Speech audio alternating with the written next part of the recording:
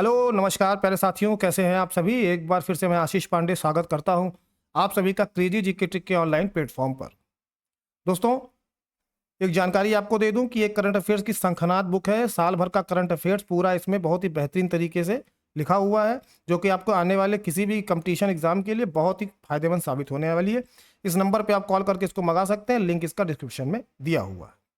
आज की जो क्लास है उसके बारे में हम लोग थोड़ा डिस्कस कर लें कि आज की जो क्लास है वो सीटेट पेडागोजी, जो इंग्लिश, जिन्होंने लैंग्वेज इंग्लिश ले रखी है सीटेट के लिए, उनके लिए बहुत इंपॉर्टेंट क्लास है। साथ ही साथ जिन्होंने हिंदी भी ले रखी है उसकी उनके लिए भी बहुत इंपॉर्टेंट है, क्योंकि मैं दोनों भाषाओं में बायलैंग्वेज इसको पढ़ाऊंगा।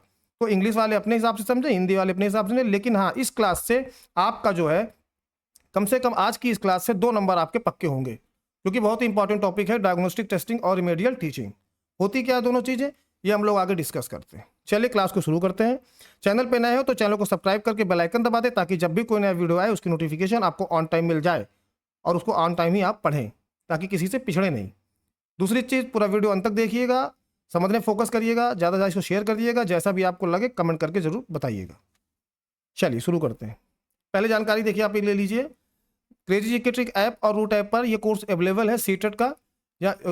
और ऐसा इसमें कोर्स ऐसा बनाया गया है कि आपको सीटेट ही नहीं, साथ ही साथ और भी जो एग्जाम है डीएसएसबी के, रीट के, एमपी टेट के, बीपीएससी बिहार सुपर टेट, इन सब के भी एग्जाम की तैयारी आप इसमें कर लेंगे। मतलब एक ही कोर्स में आपको काफ़ी कुछ कवर करा दिया जाएगा सीटेट के अलावा भी।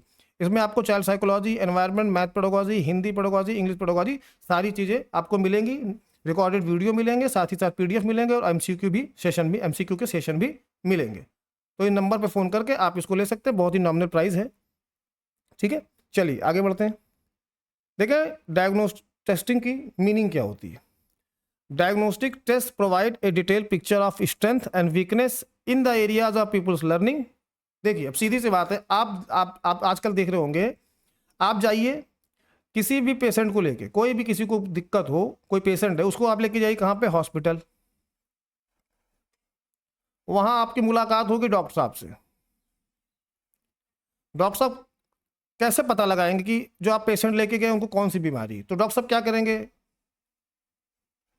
ब्लड टेस्ट करवा देंगे, नहीं पता चला तो एमआरआई करा देंगे, अल्ट्रासाउंड करा देंगे, एक्सरे करा लेंगे, और ना जाने क्या क्या जो भी टेस्ट आ रहे हैं इस वक्त मार्केट में, क्योंकि टेक्नोलॉजी तो बहुत आगे हो गई है।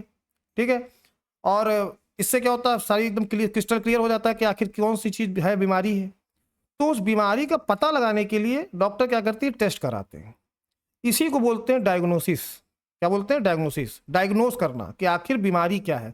वही सेम चीज एजुकेशन में है, वही सेम चीज इस चाइल्ड साइकोलॉजी में है, कि पता चल जाता है कि बच्चे की पीपल, यानी कि जो बच्चा है, शिष्य है, जो पढ़ रहा है, उसको पढ़ते समय, समझने समय आखिर उसकी स्ट्रेंथ क्या है, कहाँ पर वो मजबूत है और कहाँ पर वो वीक है, किस चीज़ में बच्चा कमजोर है, किस चीज़ में बच्चा मजबूत है पढ़ने में। इसकी पूरी डिटेल्ड पिक्चर, एक पूरा एक्सरे निकल के चला आता है। इसी को बोलते हैं डायग्नोस्टिक टेस्ट। अब ये जो टेस्ट है, ये जो होते हैं, एक जो गैप होती है लर्निंग में, find out gaps in their learning, बच्चों की पढ़ाई में जो गैप हो रही है, सीखने में जो गैप हो रहा है, उसके बारे में पूरी जानकारी दे देता है। एडवांटेज क्या है इसके डायग्नोस्टिक टेस्ट के? सबसे पहले तो जैसे मैंने बताया, पता चल जाती है बीमारी, पता चलते है आखिर कमी कहाँ है। Diagnostic test are useful to teacher for English for many reason. English के टीचर के लिए तो बहुत ज़्यादा इंपॉर्टेंट है। ठीक है, कैसे हेल्प करता है टीचर्स को? सबसे पहले तो identify the cause of slow progress among people. जो बच्चे, आखिरकार ये पता चल जाता है कि क्लास में जो बच्चे हैं ये ना स्लो प्रोग्रेस क्यों कर रहा है, कुछ ना कुछ तो इसमें दिक्कत होगी, उसको दूर करना है। तो सबसे पहले हमको पता करना होगा कि आखिर दिक्कत क्या है, तो वो प्रॉब्लम पता चल जाती है इस टेस्ट के माध्यम से। उसके बाद locate specific weakness in an area of linguistic skill, यानी कि लिंग्विस्टिक मतलब भाषाई विकास। भाषाई विकास यानी कि नेचुरल ऑर्डर क्या है, LSRW, यानी कि पहले सुनना, लिसनिंग, फिर बोलना, फिर पढ़ना और फिर लिखना। ये नेचुरल ऑर्डर है। इसी ऑर्डर में इंग्लिश या कोई भी लैंग्वेज सिखाई जाती है। ठीक है, ये नेचुरल ऑर्डर है, LSRW। ये इंपॉर्टेंट है, पूछा भी गया था एक बार कि नेचुरल ऑर्डर क्या है। तो ये नेचुरल ऑर्डर है, पहले सुनना, बोलना, पढ़ना, फिर लिखना। तो ये पता चल जाता है कि आखिर बच्चे के भाषाई विकास में कहाँ पर कमी आ रही है, सुनने में आ रही है कि लिखने में आ रही है कि पढ़ने में आ रही है कि बोलने में आ रही है। उसके बाद प्रोवाइड प्रॉपर फीडबैक, उसके बाद जब पता चल जाता है कि क्या कमी है तो बच्चों को उस हिसाब से बच्चों को फीडबैक दिया जाता है कि बेटा तुम्हें ये प्रॉब्लम है, ये दिक्कत है, ठीक। उसके बाद place the peoples properly in the learning process. फिर उसके बाद क्या होता है, जब इंग्लिश पढ़ाते हैं और सिखाने के समय, पढ़ाने के समय, सिखाने के समय बच्चों को एक अच्छी तरीके से उसको प्लेस करते हैं कि हाँ बच्चों को क्या पढ़ाना है, कैसे पढ़ाना है, कहाँ बैठाना है, वो सारी चीज़ें पता चल जाती हैं। Hastens the process of English language learning, ठीक है। उसके बाद heighten the efficiency of teaching learning process. ये क्या करता है, जो टीचिंग लर्निंग प्रोसेस है उसकी जो इफिशिएंसी है, क्षमता को बढ़ाता है। Modify and adjust method of providing, मतलब कि जो टीचिंग मेथड होते हैं जो बनाए गए हैं इंग्लिश पढ़ाने के लिए, उन मेथड में अपने टीचर क्या करेगा, फिर मॉडिफाई करेगा। अगर वो बच्चे के समझ के हिसाब से कुछ ज़्यादा ही हाई लेवल पढ़ा रहा है तो उसको नीचे करेगा, बच्चे के हिसाब से पढ़ाएगा, मेथड बदलेगा, उसको मॉडिफाई करेगा। तो ये कैसे कब करेगा, जब बच्चे की जो प्रॉब्लम है वो डायग्नोस हो जाएगी। प्रोसीजर क्या है, analysis of complex performance into its component सब स्किल, मतलब कि जो कॉम्प्लेक्स परफॉर्मेंस है उसको जो उसके सब स्किल्स हैं उसमें अलग अलग करके पता किया जा सकता है। दूसरा, डेवलपिंग टेस्ट फॉर ईच और द कंपोनेंट, अलग अलग स्किल के लिए अलग अलग टेस्ट कराए जा सकते हैं। जनरली ऑब्जेक्टिव टाइप टेस्ट होते हैं, है ना, बहुविकल्पीय टेस्ट कराए जाते हैं। यूनिट टेस्ट टाइप, जो कि 3 चैप्टर खत्म हुए तो चलो एक टेस्ट करा लो, 10 नंबर का यूनिट टेस्ट, देखें बच्चों ने क्या सीखा क्या नहीं सीखा। उसके बाद आपका आता है administration of diagnostic test. The purpose of the diagnostic test should be clarified the people, मतलब कि आप जो टेस्ट लेने जा रहे हैं उसका पर्पज क्या है ये बच्चों को पता होना चाहिए। प्रॉपर इंस्ट्रक्शन टू पीपल, जो बच्चे हैं उनसे आप टेस्ट ले रहे हैं तो उनको बाकायदा आप बताइए कि हाँ ऐसे ऐसे करना है, क्या करना है, पूरा इंस्ट्रक्शन, सूचना उनको सही सही मिलनी चाहिए। Proper instruction regarding method of the answering the question, कैसे बच्चों को आंसर देना है, ठीक है, वो सारी चीज़ें बच्चों को पता होनी चाहिए। नहीं तो अगर बच्चे समझ ही नहीं पाए प्रश्न को तो क्या आंसर देंगे। उसके बाद time limit, generally no time limit is prescribe for diagnostic test, मतलब इस टेस्ट के लिए कोई टाइम लिमिट जनरली नहीं बनाई गई है। So that each people work at his own speed, मतलब बच्चे को आप फ्री छोड़िए, अपने हिसाब से उसको करने दीजिए, क्योंकि कुछ बच्चे स्लो लर्नर होते हैं, कुछ फास्ट होते हैं, तो बच्चों को टाइम लिमिट ना बांधिए, ठीक। चलिए एक जानकारी महत्वपूर्ण दे देता हूँ। रेलवे टारगेट बैच, जो लोग रेलवे की तैयारी कर रहे हैं, एग्जाम की तैयारी कर रहे हैं, टेक्नीशियन ग्रेड 3 की, असिस्टेंट लोको पायलट की, आरपीएफ एसआई कांस्टेबल की, आरआरबी ग्रुप डी की, या फिर रेलवे एनटीपीसी की, उन सभी के लिए एक बहुत ही बेहतरीन बैच आ गया है। और उसमें क्या है, रिकॉर्डेड वीडियो आपको मिल रहे हैं, लाइव क्लासेस भी आपको मिल रहे हैं, साथ ही साथ मॉक टेस्ट मिल रहे हैं, और टेस्ट में ऐसे ऐसे क्वेश्चन है जिनके एग्जाम में आने की बहुत ही बड़ी संभावना है, और ये चैनल का रिकॉर्ड भी रहा। तो ये ऐप जो है वो आपको रूट ऐप पर मिल जाएगा, इसको आप अभी फ़ौरन डाउनलोड कर लीजिए और इन नंबर पे बात करके इसको बैच को आप ले सकते हैं बहुत ही नॉमिनल प्राइस में, ठीक है। चलिए अब बात करते हैं रिमीडियल टीचिंग की। अब देखिए, आप हॉस्पिटल गए, पेशेंट को लेके, रिपोर्ट हुई, डॉक्टर ने लिखा ब्लड टेस्ट, ये टेस्ट, वो टेस्ट, है ना, सारी चीज़ें, फिर क्या होगा, फाइनली डॉक्टर इंतजार करेगा किसका, रिपोर्ट का, कि भैया जो टेस्ट हुआ उसमें रिपोर्ट में क्या आया। अब पता चला रिपोर्ट में बीमारी क्लियर हो गई कि भैया इनको जो है समस्या जो है पेट में है, इनकी समस्या पेट दर्द है ना, तो इलाज किसका होगा, पेट का होगा। किसी की समस्या कुछ और निकली कि हार्ट में प्रॉब्लम है, तो इलाज किसका होगा, हार्ट का होगा। यानी टेस्ट के, डायग्नोस्टिक टेस्ट के बाद ये क्लियर हो जाता है, क्रिस्टल क्लियर हो जाता है कि बच्चे को किस क्षेत्र में प्रॉब्लम है। तो अब डॉक्टर क्या करेगा, पेशेंट का इलाज क्या करेगा, पेट दर्द का ही नहीं करेगा, किसी और चीज़ का कर देगा। तो डायग्नोस्टिक टेस्ट से पता चलता है कि कमी क्या है। और रिमीडियल टीचिंग क्या है, ये समझिए कि अब बच्चे को, उस पेशेंट को जो है दवा खिलाने की बारी आ गई, अब उसका इलाज चालू होगा, दवा चलेगी उसकी, बस वही सेम चीज़ बच्चों के लिए है।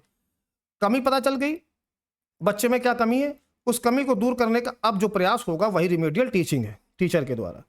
टू रेक्टिफाई, इम्प्रूव और रेमेडी समथिंग, ठीक है। सबसे पहले तो रेक्टिफाई करेंगे, इम्प्रूव करेंगे। नीड ऑफ क्यों पड़ी इसकी, रिमीडियल टीचिंग की नीड क्यों पड़ी। RT means to offer help to people who need pedagogical didactic assistance. These people often mention at a lower than average level because of, क्यों, जो बच्चे हैं जिनकी पुअर मेमोरी है, याद नहीं कर पाते सही से, डिस्ट्रैक्ट हो जाते हैं, पढ़ रहे हैं, अचानक से कहीं पीछे फिल्मी गाना बज गया, तुरंत डिस्ट्रैक्ट हो गए, पढ़ रहे हैं, तुरंत फर्जी बहाना बना के पेट में दर्द हो रहा मुझे जाना है, मतलब इंटरेस्ट नहीं पढ़ने में। पुअर कॉम्प्रिहेंसिव पावर, मतलब क्षमता नहीं है, बोलने की क्षमता नहीं, कॉम्प्रिहेंसिव पावर नहीं है, अपनी बात क्या कहते हैं अपनी चीज़ों को बोल नहीं पाते, किसी के सामने व्यक्त नहीं कर पाते अपनी बातों को।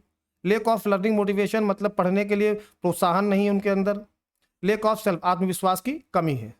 तो ये सारी चीज़ों को दूर करने के लिए रिमीडियल टीचिंग लाई गई। और ये सारी चीज़ें कैसे पता चली? डायग्नोस्टिक टेस्ट के बाद। उसके बाद मिक्स थिंग अप इजिली, मतलब पढ़ रहे हैं कुछ और फिर पढ़ने लगे कुछ और फिर दोनों चीज़ों को मिला दिया आपस में। वीक इन प्रॉब्लम, कोई प्रॉब्लम सॉल्व करना हो तो उसको नहीं कर पाते जल्दी से। फेल टू ग्रैस्प इन्फॉर्मेशन, अगर टीचर कुछ पढ़ा रहा है, सूचना इन्फॉर्मेशन मिल रही तो उसको जल्दी वो ग्रैब नहीं कर पाते, पकड़ नहीं पाते, समझ नहीं पाते।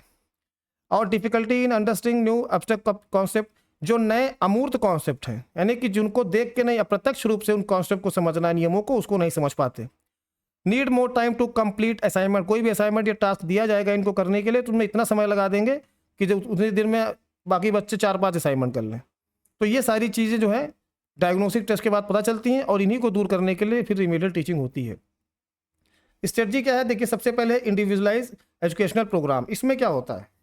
इसमें एक एक बच्चे को उसकी कमी दूर की जाती है, ठीक है। It aim to reinforce the foundation of learning, help people overcome their learning difficulties and develop. मतलब बच्चे की लर्निंग डिसेबिलिटी जो प्रॉब्लम है उसको पकड़ करके, समझ करके टीचर जैसे बताया गया ना एनसीएफ के द्वारा, एनसीएफ 2005 के द्वारा कि टीचर एक फैसिलिटेटर है, सुविधादाता है।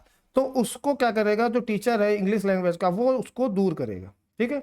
चाहे वो उसके लिए कम समय ले, चाहे शॉर्ट टर्म में करे, चाहे लॉन्ग टर्म में करे, चाहे वो अपने मेथड बदले, मतलब एक एक बच्चे को इसमें डील करना है इंडिविजुअलाइज एजुकेशन प्रोग्राम में, ठीक है। It aims to reinforce the foundation of learning, help people overcome their learning difficulties and develop their potential, ठीक है। उनकी जो कमियां दूर करके और उसके बाद उनके पोटेंशियल पैदा करना, विश्वास पैदा करना कि यू कैन डू इट, कर सकते हो बेटा तुम।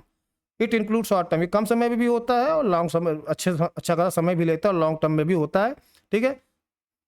उसके बाद if necessary remedial teacher, other teacher, parents, other professional, अगर जो रेमेडियल टीचर हैं ज़रूरत पड़े तो दूसरे टीचर से भी सलाह ले सकते हैं, पेरेंट्स से, माँ बाप से भी सलाह ले सकते हैं, या दूसरे प्रोफेशनल जो हैं उनसे सलाह ले सकते हैं, या फिर बच्चे को खुद पार्टिसिपेट करने का मौका देते हैं, ठीक, कि बेटा इस प्रोग्राम में आप पार्टिसिपेट करो। और रिमीडियल टीचर जो होते हैं शुड होल्ड मीटिंग, मतलब बाकायदा जो है पेरेंट्स से या अपने सीनियर से मीटिंग बाकायदा करते रहते हैं बच्चे के जो आकलन करें उसके, ताकि उसका जो है सतत मूल्यांकन होता रहे, ठीक है, कॉम्प्रिहेंसिव इवोल्यूशन होता रहे। दूसरा है पीयर सपोर्ट, मतलब कि क्लास के बच्चों, दो बच्चों को आपस में ही कोई ना कोई टास्क दे करके एक दूसरे को हेल्प करने का काम करना, ठीक है, वो होता है पीयर सपोर्ट। जैसे रेमेडियल टीचर्स में train up peoples who perform better in a certain subject to become little teacher. ये बहुत इंपॉर्टेंट पॉइंट है। लिटिल टीचर का मतलब, मान लीजिए कोई बच्चा मैथ में बहुत तेज है और दूसरा बच्चा फिजिक्स में बहुत तेज है, तो फिजिक्स वाला मैथ वाले को सपोर्ट कर दे, मैथ वाला फिजिक्स वाले को सपोर्ट कर दे। इससे क्या होगा, एक दूसरे की कमी भी दूर हो जाएगी। और कभी कभी बच्चे टीचर से कहने में डरते हैं जो चीज़, वो एक दूसरे में कह के उसका सोल्यूशन निकाल लेंगे, तो इसको बोलते हैं पीयर सपोर्ट प्रोग्राम। तीसरा है आपका रिवार्ड स्कीम, बच्चे को गिफ्ट दे करके, ठीक है। It aims at guided people to set their objective and plan. बच्चे को रिवार्ड, बच्चे ने कुछ अच्छा किया तो उसको आप कुछ रिवार्ड दे दीजिए, चाहे वो पॉजिटिव हो या नेगेटिव। नेगेटिव का इन द सेंस कहीं बच्चा किसी से डर रहा है तो उसको वहाँ से हटाइए उस चीज़ को। बच्चा अगर पढ़ रहा है, पंखा फैन नहीं है, गर्मी में कैसे पढ़ेगा, तो गर्मी जो है उसको लग रही है वो एक तरह का निगेटिव है, रीइंफोर्समेंट है, तो उसको हटाइए। अब बच्चे ने कुछ अच्छा किया तो उसको रिवार्ड दीजिए, तो उससे क्या होगा, बच्चे के अंदर मोटिवेशन आएगा। It develop interest in learning, interest भी आएगा पढ़ने में और उसको सेटिस्फैक्शन भी मिलेगी। उसके बाद क्लासिफिकेशन ऑफ अंडर अचीवर्स, यानी कि प्रोसीजर क्या है, जो अंडर अचीवर है, जो बच्चे बहुत कम अचीव कर रहे हैं, उन बच्चों को सबसे पहले उनको क्लासीफाई करिए, कौन कौन से ऐसे बच्चे हैं जिनके अंदर ये दिक्कत आ रही है, कमियां आ रही हैं पढ़ने में, ठीक है, तो उनको उनके पहचान करना है और फिर उनके बाद दूर करना है। उसके बाद करिकुलम एडॉप्शन, जो सिलेबस है, पाठ्यक्रम है, उसको जो है अडॉप्ट करना है। उसके बाद फॉर्मुलेशन ऑफ टीचिंग प्लान बनाने हैं कि कैसे आखिरकार बच्चों को पढ़ाना है। यानी कि सबसे पहले पता चला कि अंडर अचीवर कौन है, कौन से वो बच्चे हैं जो पढ़ने में कमज़ोर हैं, सूचना जल्दी ग्रैब नहीं कर पाते, उनके अंदर इंटरेस्ट नहीं जग रहा है, मोटिवेशन की कमी है, उन बच्चों को पहले आइडेंटिफाई करना है। फिर उसके बाद सिलेबस को अडॉप्ट करना है, ठीक है। अब इनके हिसाब से कैसे पढ़ाया जाए भाई, क्योंकि सिलेबस बाकी सबके हिसाब से तो इनको पढ़ा नहीं सकते, क्योंकि बाकी सब बच्चे तेज हैं, जो बच्चे कमज़ोर हैं उनके लिए अलग तरीके का होगा। उसके बाद formulation of teaching plan, teaching plan बनाने पड़ेंगे कि कैसे टीचिंग प्लान होंगे, कौन से मेथड होंगे, क्या क्या चीज़ें पढ़ाई जाएंगी। फिर सेटिंग ऑफ लर्निंग, फिर बच्चों के लिए एक लर्निंग एनवायरनमेंट सेटअप करना पड़ेगा, जहाँ पर सबसे पहले तो अकॉर्डिंग मतलब कि बच्चों को ऐसा माहौल देना है कि बच्चों भले उनके आत्मविश्वास की कमी है लेकिन उनके अंदर कभी हीन भावना नहीं आनी चाहिए। कभी भी दो बच्चों को आपस में कंपेयर नहीं करना है, खासकर बच्चे के सामने तो कभी भी दूसरे बच्चे को कंपेयर नहीं करना चाहिए। इससे क्या होता है, एक फ्रेंडली इन्वायरमेंट पैदा हो जाता है, तो वो लर्निंग में सहायक होता है। तो उस तरह का इन्वायरमेंट पैदा करना है कि बच्चे का इंटरेस्ट जगे। फिर डेवलपमेंट द जेनरिक स्किल, बच्चों के अंदर जो स्किल्स हैं उनको, जो कौशल हैं, जो जेनरिक स्किल है, मान लीजिए वो अपने फादर से या मदर से या आनुवंशिकता के हेरिडिटी के हिसाब से उसके अंदर कोई ऐसी स्किल हो, चाहे वो सिंगिंग की ही क्यों ना हो, डांसिंग की ही क्यों ना हो, उस स्किल को भी डेवलप कीजिए। बच्चे के अंदर वो जो स्किल है जो गॉड गिफ्टेड है, उस स्किल को डेवलप करने का प्रयास करना चाहिए। ठीक। Good use of teaching material, जो TLM है, जैसे ऑडियो हो गया और वीडियो हो गया, ठीक है, ऑडियो वीडियो मटेरियल हो गए, चार्ट हो गए, ठीक, और सारे जो मटेरियल ब्लॉग्स वगैरह हो गए, इन सब का बढ़िया इस्तेमाल किया जाए। आजकल देख रहे हैं आप स्कूलों में, सरकारी स्कूलों में TLM के लिए बजट बहुत आ रहा है, क्योंकि TLM बहुत इंपॉर्टेंट चीज़ है, टीचिंग लर्निंग मटेरियल। इससे बच्चे क्या होता है, एब्स्ट्रैक्ट थिंकिंग तो नहीं लेकिन कंक्रीट तो कर लेते हैं, ठीक है, मूर्त रूप से देख सकते हैं, समझ सकते हैं हर एक चीज़ को। उसके बाद होमवर्क पॉलिसीज, बच्चों को क्लास वर्क के साथ साथ होमवर्क भी दें, और होमवर्क जब बच्चे करके आए तो नेक्स्ट डे उसको चेक करें और उसकी कमियां उनको बताएं। ठीक है। बिहेवियर, बच्चों का जो बिहेवियर है अगर उसमें कोई दिक्कत आ रही तो उनके व्यवहार में भी परिवर्तन करें। ठीक है, ये होना चाहिए RT के प्रोसेस में। और सबसे लास्ट में क्या है कि जो बच्चे के पेरेंट्स हैं, lesson contact with parents and other, बच्चे के जो पेरेंट्स हैं और प्रोफेशनल है उनसे लगातार रिमेडियल टीचर्स को कॉन्टेक्ट करना चाहिए, फीडबैक देते रहना चाहिए, और या दूसरे प्रोफेशनल है उनसे भी खुद और चीज़ें सीखनी चाहिए कि हम और क्या इंप्रूव कर सकते हैं और कौन सा मेथड इस्तेमाल कर सकते हैं बच्चों को रिमेडियल टीचिंग के लिए।